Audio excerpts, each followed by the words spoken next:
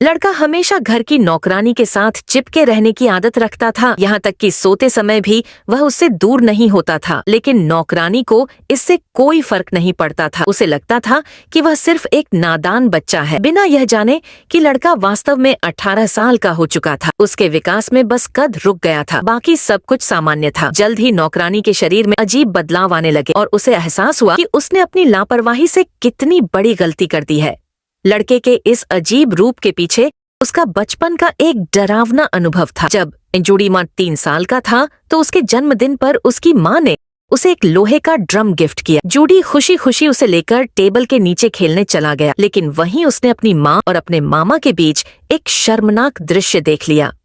उस दिन उसे लगा कि बड़ों की दुनिया बहुत गंदी होती है और वह खुद भी बड़ा नहीं होना चाहता। इस डर से उसने फैसला किया कि वह कभी बड़ा नहीं होगा। इसके लिए उसने एक तरकीब सोची। जूडी ने सीढ़ियों पर चढ़कर खुद को सही ऊंचाई से नीचे गिरा दिया। नतीजा यह हुआ कि उसका शारीरिक विकास वहीं रुक गया और उसकी लंबाई हमेशा के लिए स्थिर हो गई। अस्पताल से डिस्चार्ज होने के बाद वह अपने लोहे के ड्रम को लेकर और भी ज्यादा जुनूनी हो गया। वह इसे हर जगह अपने साथ रखता था, चाहे बाजार हो या स्कूल। एक दिन कक्षा में जब उसके शिक्षक ने उसका ड्रम छीनने की कोशिश की तो उसने जोर से चीख मारी। उसकी चीख इतनी तेज थी कि न सिर्फ उसके सहपाठी डर गए, बल्कि उसके शिक्षक की आंखें भी चकनाचूर हो गईं। उसके माता पिता को चिंता होने लगी और वे उसे अलग अलग डॉक्टरों के पास ले गए, लेकिन कोई भी उसकी इस रहस्यमयी शक्ति का कारण नहीं समझ पाया। हाँ, जूडी को अब एक अलौकिक शक्ति मिल गई थी।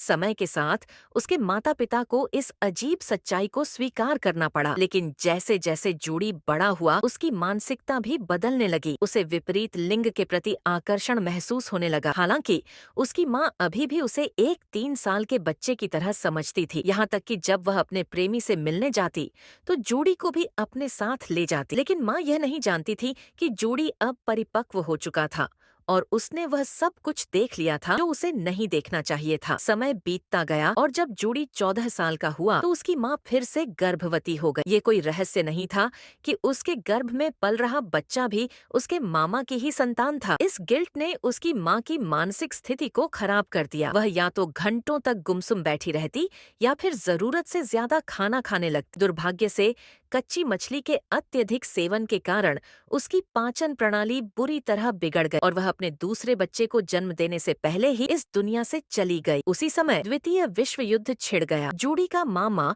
जो पोलैंड का निवासी था,